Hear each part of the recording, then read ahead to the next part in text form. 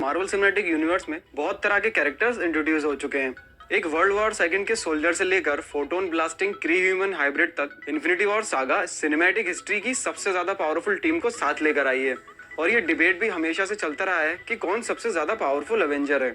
यहाँ हमने हर हीरो को उसकी पावर्स और बैटलफील्ड में उसकी एबिलिटीज के लिहाज से एवेंजर्स एंड गेम तक की सभी मूवीज को एविडेंस रखते हुए रैंक किया है।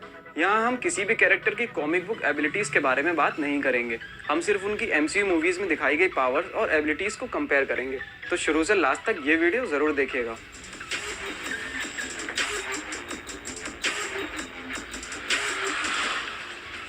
जब पीटर पार्कर को एक रेडियो एक्टिव स्पाइडर काट लेती है तब उसकी बॉडी में स्पाइडर जैसी स्ट्रेंथ आ जाती है, जिससे वो एक एवरेज इंसान के मुकाबले स्ट्रॉन्गर, फास्टर और ज्यादा ड्यूरेबल बन जाता है। इसके अलावा उसके पास स्पाइडर सेंसेस हैं जो उसे किसी भी इनकमिंग अटैक से बचने और उस पर रिएक्ट करने में मदद करती है। और साथ ही जो आप जानते ही हैं कि वो अपने हाथों से वेब शूट कर सकता है और दीवारों पर क्लाइंब कर सकता है। कैप्टन अमेरिका सिविल वॉर में जब स्पाइडरमैन की एमसीयू की पहली लड़ाई हुई थी तब उसने बड़े आराम से फैल्कन और विंटर सोल्जर को हरा दिया था और इसके बाद उसने कैप्टन अमेरिका को भी टक्कर देने की कोशिश की थी। स्पाइडरमैन के पास बहुत जबरदस्त पोटेंशियल है और अब तो उसके पास टोनी स्टार्क का बनाया हुआ एक स्पेशलाइज सूट भी है, लेकिन अब भी उसमें एक्सपीरियंस की कमी है। इन्फिनिटी वॉर में थैनोस ने अपने एक ही हाथ से उसे फेंक दिया था और इसके अलावा वो स्टार लॉर्ड की ट्रिक्स में भी फंस गया था और इसीलिए हमने स्पाइडरमैन को 10th पोजीशन पे रखा है। वकांडा का किंग बनकर हर्ट शेप्ड हर्ब पीने के बाद चाला को ब्लैक पैंथर की पावर्स मिली थी। उसके पास है super human strength, speed, durability, agility, stamina, healing और रिफ्लेक्सेस। इसके अलावा वो एक मास्टर मार्शल आर्टिस्ट भी है। उसका ब्लैक पैंथर सूट वाइब्रेनियम से बना है जो काइनेटिक एनर्जी को अब्सॉर्ब करता है, जैसे कि ब्लास्ट और पंचेस, और उसी एनर्जी से वो काउंटर अटैक भी कर सकता है। ब्लैक पैंथर का फाइटिंग स्टाइल सबसे अलग है और कैप्टन अमेरिका सिविल वॉर में बिना सूट के ही उसने विंटर सोल्जर को हैंड टू हैंड कॉम्बैट में जबरदस्त टक्कर दी थी। अब तक हल्क को फिजिकली स्ट्रॉन्गेस्ट एवेंजर कहा जाता था, लेकिन एमसीयू में हल्क बस्टर आर्मर और थॉर से वो जीत नहीं पाया। इसके बाद थैनोस के हाथों उसकी बुरी तरह पिटाई हुई और फिर वो हमें कभी नजर नहीं आया, और जब वो नजर आया तब वो प्रोफेसर हल्क बन चुका था जिसे लड़ाई में कोई इंटरेस्ट नहीं रह गया था। लेकिन अभी भी हल्क की बॉडी उतनी ही स्ट्रॉन्ग है क्योंकि एंड गेम में स्नैप करते टाइम वो 6 स्टोन्स की एनर्जी को झेल पाया, पर ऐसा करने में वो अपना एक हाथ खो बैठा और इसीलिए हमने उसे 8th पोजीशन पे रखा है। विजन एक एंड्रॉइड था जो सिंथेटिक वाइब्रेनियम से बना था, जिससे वो उड़ सकता है और किसी भी फिजिकल ऑब्जेक्ट के थ्रू जा सकता है। उसका दिमाग Tony Stark, Bruce Banner, Ultron, Jarvis और माइंड स्टोन के कॉम्बिनेशन से बना है। कुछ थ्योरीज के हिसाब से वो सबसे स्ट्रॉन्गेस्ट एवेंजर है। उसके पास माइंड स्टोन है लेकिन वो उसका कोई खास यूज नहीं कर पाया। विजन बहुत स्मार्ट है और एज ऑफ अल्ट्रॉन में उसने थॉर का हैमर भी उठाया था, लेकिन इन्फिनिटी वॉर में जख्मी होने के बाद वो ज्यादा कुछ कर नहीं पाया। पर कैप्टन अमेरिका सिविल वॉर तक वो बहुत यूजफुल रहा था, इसलिए विजन हमारी लिस्ट में 7th पोजीशन पे है। कैप्टन अमेरिका को उसकी पावर सुपर सोल्जर सीरम से मिली थी, जिसकी वजह से वो नॉर्मल इंसान के मुकाबले ज्यादा स्ट्रॉन्गर और ड्यूरेबल बन गया।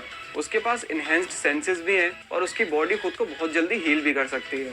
कैप्टन अमेरिका के पास वाइब्रेनियम शील्ड है जिससे वो किसी भी अटैक से खुद को डिफेंड करता है और उसी शील्ड को वो अटैक के लिए भी यूज करता है।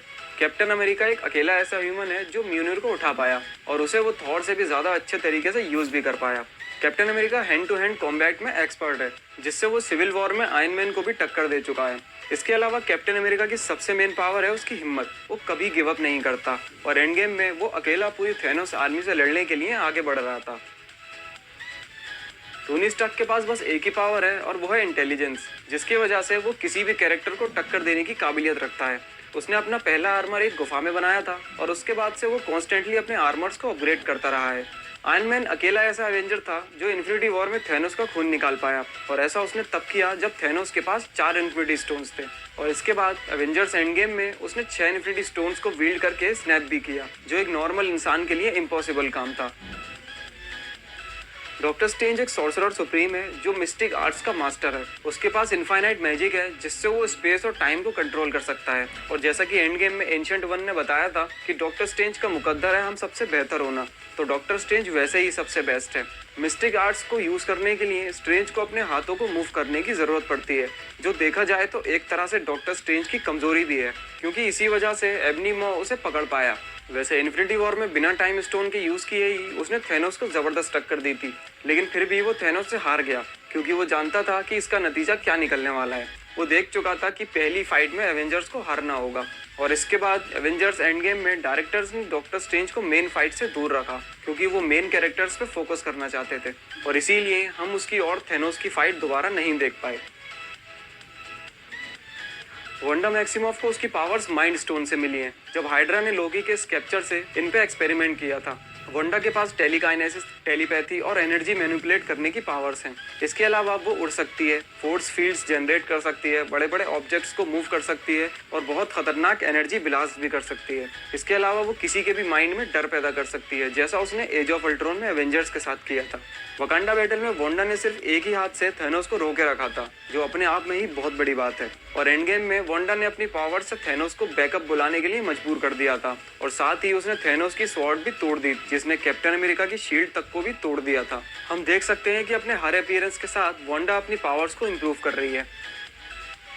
अब बात करते हैं फैन फेवरेट थॉर की। थॉर बहुत ज्यादा पावरफुल है और उसकी स्ट्रेंथ का कोई मुकाबला नहीं है। थॉर एक फुल फोर्स स्टार की एनर्जी को खुद पे झेल चुका है और स्टॉर्म ब्रेकर मिलने के बाद तो थॉर और भी ज्यादा खतरनाक हो गया था। इन्फिनिटी वॉर में थॉर ने लगभग थेनोस को मार ही दिया था। थॉर इतना पावरफुल है कि फिल्म मेकर्स लगातार उसकी पावर को कंट्रोल में रखने के लिए उसके साथ कुछ ना कुछ करते रहते हैं, जैसे कि रैग्नारॉक में उसका हैमर तोड़ दिया, इन्फिनिटी वॉर में ज्यादातर टाइम उसे मेन बैटल से दूर रखा और एंड गेम में उसे डिप्रेशन में डाल दिया।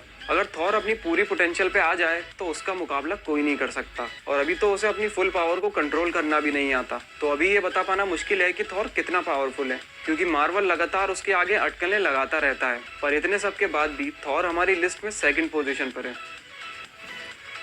मैं जानता हूँ बहुत से लोग कमेंट में कहेंगे कि कैप्टन मार्वल सबसे ज्यादा पावरफुल नहीं है, लेकिन गाइज वो आपका पर्सनल ओपिनियन है, क्योंकि मार्वल के हेड केविन फाइगी ने खुद कहा था कि कैप्टन मार्वल एमसीयू में अब तक आए सभी कैरेक्टर्स में सबसे ज्यादा पावरफुल होगी। और वो सही भी थे, क्योंकि एंड गेम में कैप्टन मार्वल ने थेनोस की शिप को अकेले ही तबाह कर दिया था और जब थेनोस ने उस पर अपने सर से वार किया तो वो हिली भी नहीं, जबकि वही सेम अटैक उसने थॉर पे किया तो वो दूर जाके गिरा। कॉमिक्स में भले ही थॉर सबसे पावरफुल एवेंजर हो, लेकिन एमसीयू में कैप्टन मार्वल ही सबसे पावरफुल एवेंजर है। और गाइस, आप चाहे आयरन मैन के फैन हो या थॉर के, लेकिन ज्यादा फैन फॉलोइंग होना और स्ट्रॉन्गेस्ट एवेंजर होना दोनों अलग अलग चीजें हैं। तो अगर आपका फेवरेट एवेंजर फर्स्ट पोजीशन पे नहीं है तो डिसअपॉइंट ना हो। तो गाइज, आप मेरी इस रैंकिंग से सहमत हैं तो इस वीडियो को अपना लाइक दें और अगर ऐसी ही वीडियोस देखने में इंटरेस्टेड हैं तो हमारे चैनल को सब्सक्राइब करें। मिलते हैं अगली वीडियो में and thanks a lot for watching this.